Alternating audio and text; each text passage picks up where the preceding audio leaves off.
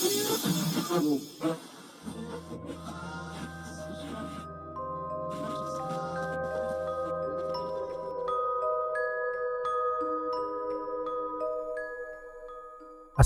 warahmatullahi wabarakatuh, Sobat Ramis. Apa kabar semuanya? Mudah-mudahan Sobat Ramis semua dalam keadaan sehat walafiat selalu.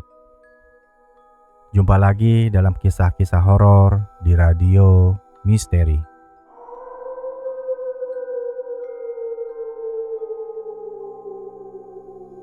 Pada episode kali ini, saya akan membacakan sebuah kisah hilangnya satu keluarga pendatang di Sungai Musi, Palembang.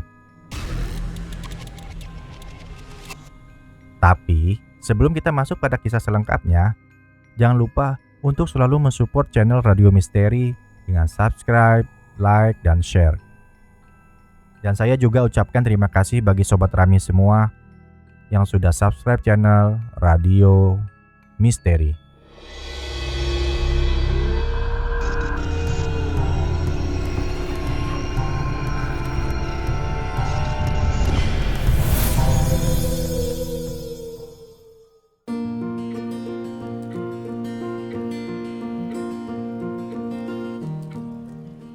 Indra, seorang karyawan sebuah perusahaan swasta yang bergerak di bidang perkapalan. Ia baru saja mendapatkan tugas untuk mengurus perusahaan cabang yang baru akan beroperasi. Sebagai tenaga ahli perusahaan, Indra biasa mendapat tugas menangani masalah-masalah yang ada di kantor cabang.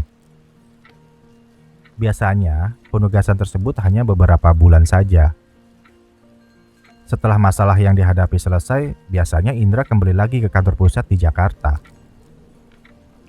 Namun, untuk tugas kali ini, sepertinya Indra akan lama berada di daerah tempat cabang perusahaannya berdomisili. Karena selain memiliki keahlian, Indra juga dipercaya untuk menjalankan perusahaan yang baru membuka cabang di Palembang.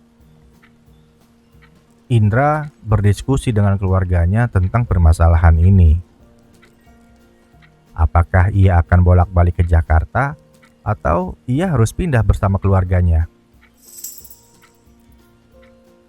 Indra yang memiliki satu orang anak perempuan berusia 12 tahun ini akhirnya memutuskan untuk hijrah ke kantor cabang dan menempati posisi sebagai manajer di perusahaan cabang tersebut.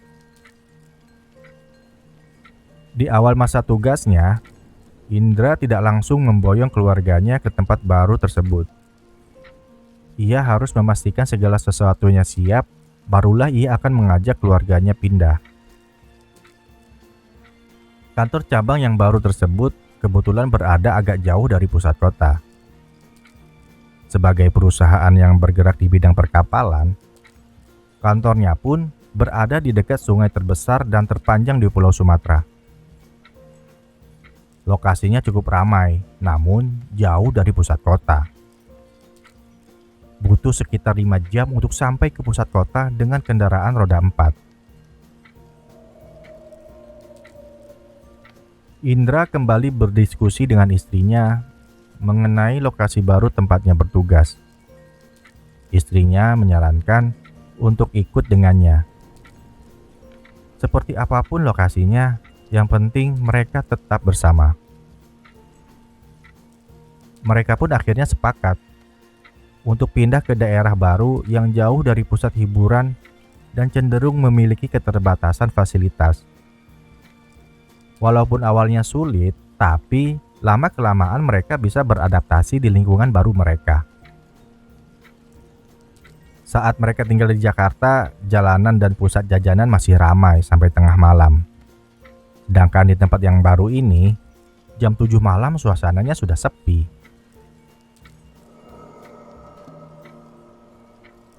Jarang sekali ditemui kendaraan yang melintas. Sungguh perbedaan lingkungan yang sangat mencolok. Pagi hari banyak dijumpai orang-orang yang berangkat ke kebun untuk bercocok tanam atau menyadap getah karet yang merupakan penghasilan utama di daerah ini. Rumah dinas yang ditempati Indra dan keluarga tidak terlalu jauh dari Sungai Musi. Seringkali Indra berangkat kerja dengan berjalan kaki karena kantornya sangat dekat dengan rumah. Karena tidak terlalu banyak aktivitas di rumah setelah pulang kerja, beberapa rekan kerja Indra mengajaknya untuk memancing sebagai pengisi waktu luang. Biasanya, mereka mancing menggunakan perahu sewaan yang banyak terdapat di daerah itu. Lokasi mancing berada di hilir sungai atau dekat dengan muara. Bagi sebagian masyarakat, kegiatan seperti ini cukup membosankan. Tapi di daerah ini kegiatan seperti ini menjadi sesuatu yang cukup menghibur, terutama bagi kaum laki-laki. Lama-kelamaan, Indra pun mulai menggandrungi kegiatan mancing di sungai ini.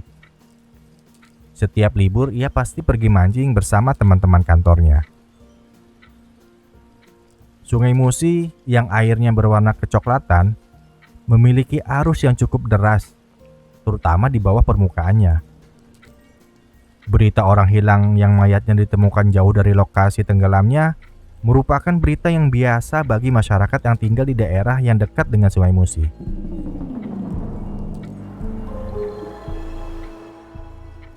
Mitos-mitos tentang Sungai Musi pun sangat banyak.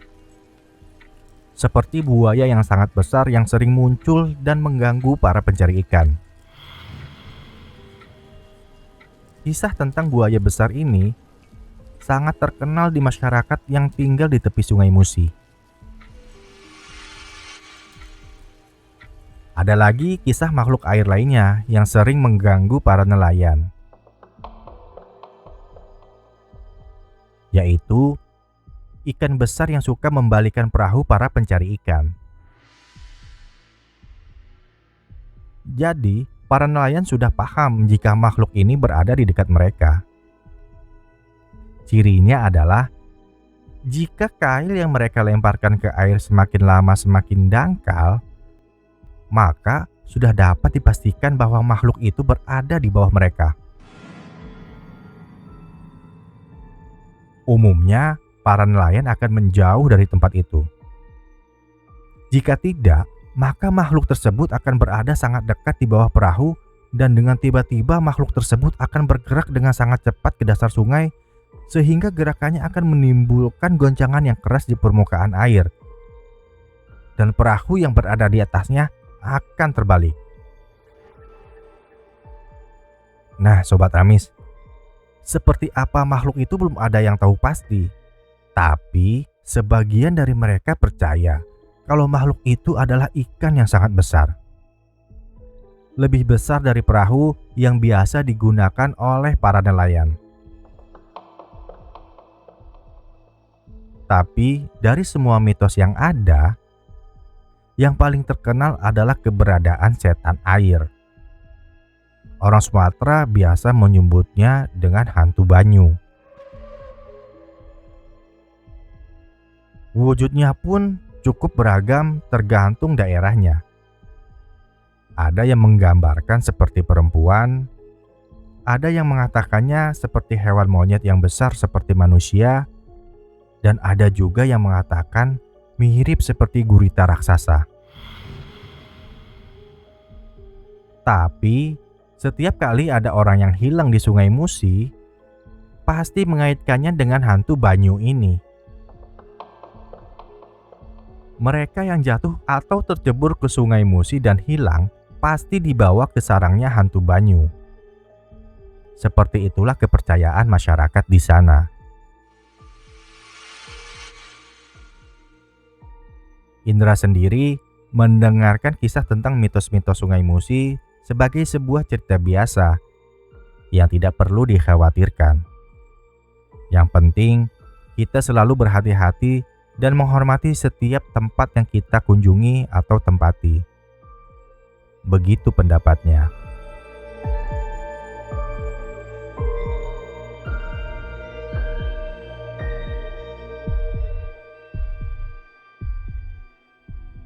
Nah, Sobat Amis, singkat cerita, pada suatu hari Indra ingin mengajak anak dan istrinya jalan-jalan dengan perahu menyusuri Sungai Musi.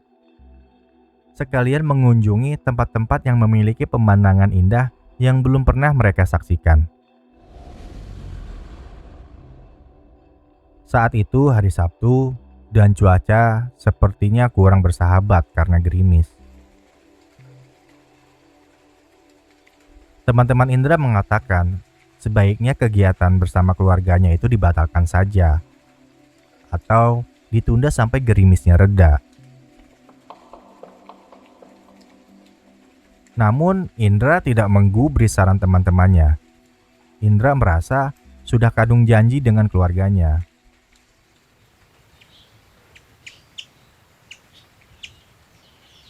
Pagi itu, Indra dan keluarganya sudah bersiap-siap ke dermaga kecil tempat perahu yang mereka sewa bersandar. Kepada pengemudi perahu itu, Indra mengatakan minta diantar ke daerah A. Mohon maaf kami tidak dapat menyebutkan nama tempatnya demi kenyamanan masyarakatnya di sana. Nah, saat berada di perahu, pemandangan menjadi terbatas karena cuaca. Si pengemudi menjalankan perahu motornya perlahan. Dan benar saja, tak seberapa jauh dari tempat mereka berangkat, cuacanya berbeda, cukup cerah dan tenang. Dan selama perjalanan, Indra menceritakan nama-nama tempat yang mereka lalui karena Indra biasanya mancing di kawasan tersebut.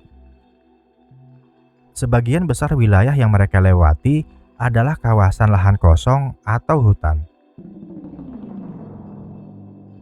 Hanya di beberapa tempat saja ada pemukiman warga. Menjelang siang, Indra memberi aba-aba kepada pengemudi perahu untuk pulang. Sang pengemudi lalu putar haluan mengikuti perintah. Tak berapa lama, tiba-tiba baling-baling mesin perahu terlilit tanaman sungai yang menyebabkan mesin perahu mati.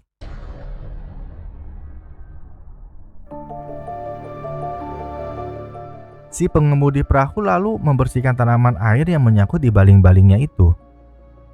Setelah itu, si pengemudi lalu menyalakan mesin perahunya lagi. Tapi mesin itu tidak mau menyala.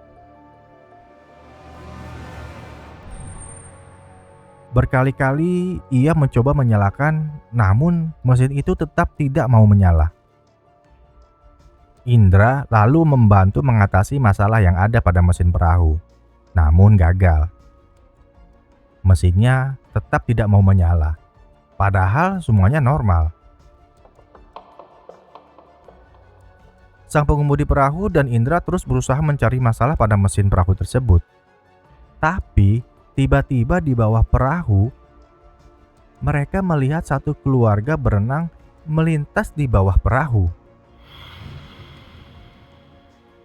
Sosok satu keluarga itu terdiri dari bapak, ibu, dan seorang anak.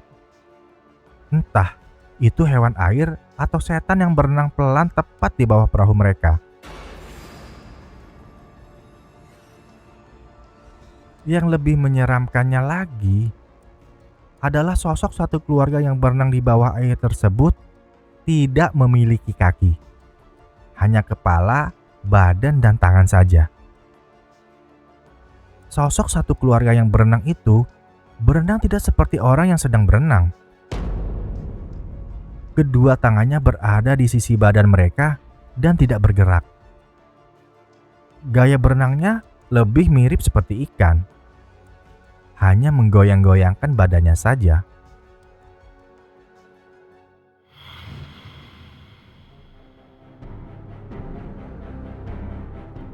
Astagfirullah, ucap si pengemudi perahu. Kenapa pak? Kok kayak panik gitu? Tanya istri Indra. Gak apa-apa bu, gak apa-apa, jawab si pengemudi perahu menutupi. Indra yang juga ikut menyaksikan juga tidak mau mengatakan apa yang sebenarnya terjadi kepada istrinya. Ia tidak mau istri dan anak-anaknya ketakutan. Sosok satu keluarga yang berenang di bawah air tersebut tiba-tiba melintas lagi di bawah perahu mereka. "Itu apa, Pak?" bisik Indra pada pengemudi perahu. "Nggak tahu, Pak. Saya juga baru ini lihat yang seperti itu, Pak," jawab tukang perahu panik.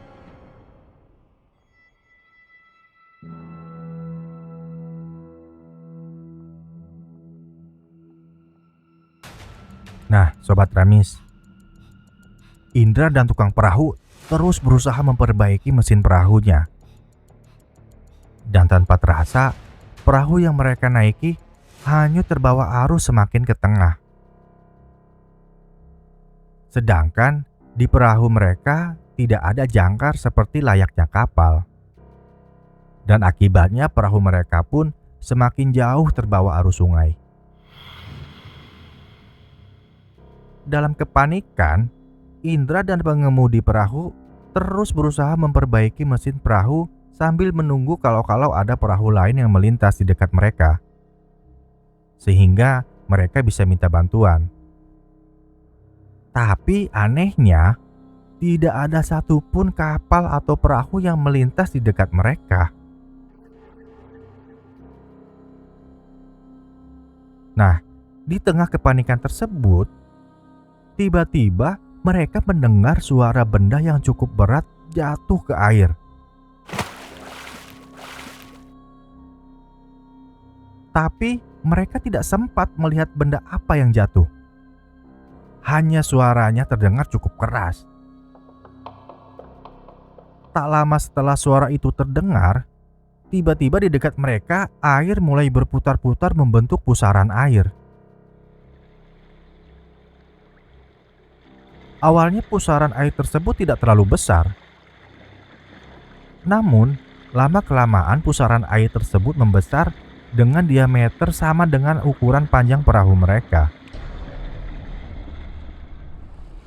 Pusaran itu terlihat seperti lubang besar di air.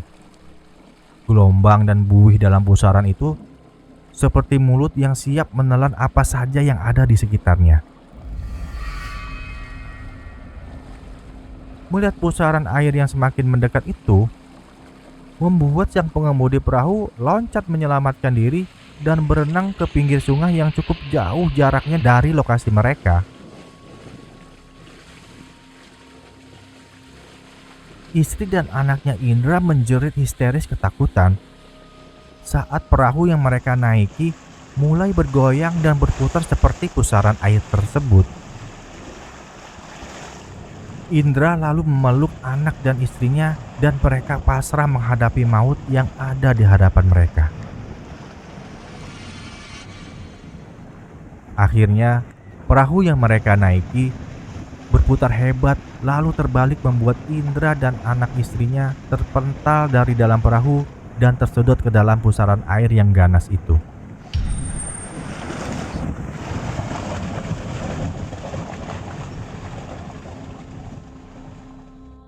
Si pengemudi perahu yang menyaksikan peristiwa itu, ia berteriak-teriak memohon kepada Tuhan agar Indra dan keluarganya selamat. Namun, hal itu terjadi sangat cepat.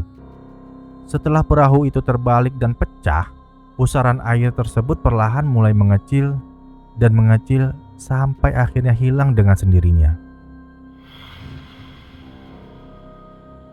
Indra dan keluarganya hilang tanpa jejak di perairan yang tenang tapi menghanyutkan. Si pengemudi perahu sambil menangis berlari mencari perkampungan terdekat untuk minta bantuan atas apa yang baru saja ia alami.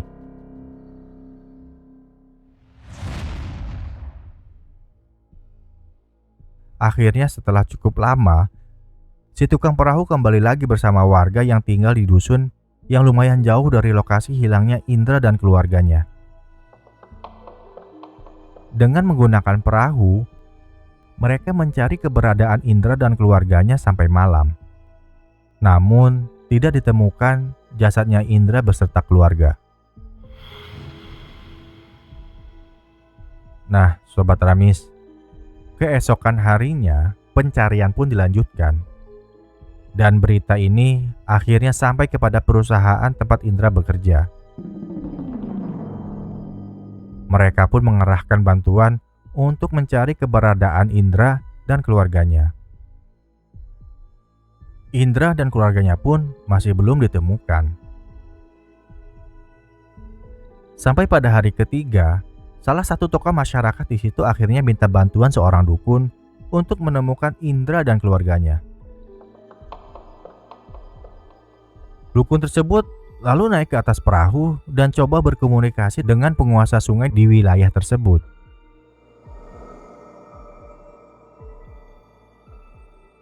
Lama sang dukun melakukan ritual dan melakukan kontak batin dengan sang penunggu.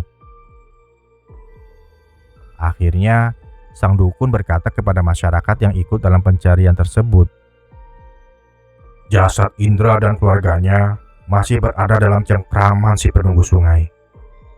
Mereka tidak mau melepaskannya.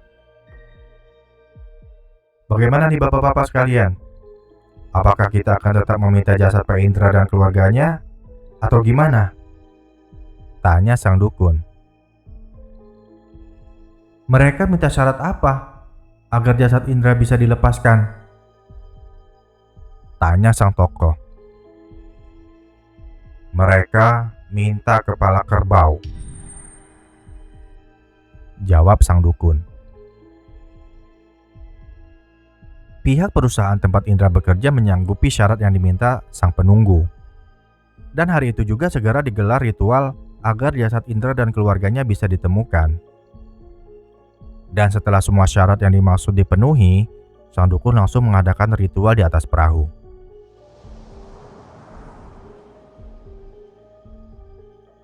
Tidak membutuhkan waktu lama setelah sang dukun melakukan ritual itu, tiba-tiba jasad Indra dan keluarganya satu persatu muncul di permukaan air.